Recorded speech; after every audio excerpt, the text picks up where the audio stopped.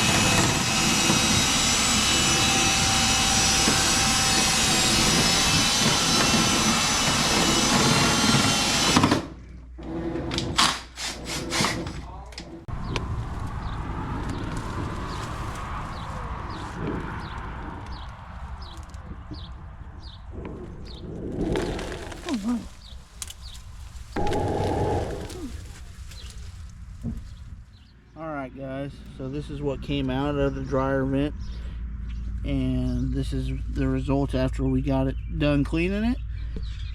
This is why you dryer vents clean every couple years, because it's a fire hazard.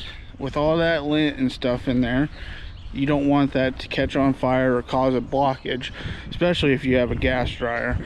Then it can become really serious problems. So it's a good idea to just go ahead and get those cleaned every couple years, just to stay on top of it. Not saying that it's going to be dirty every couple of years, but it's rather safe than sorry. So that's all we got for today.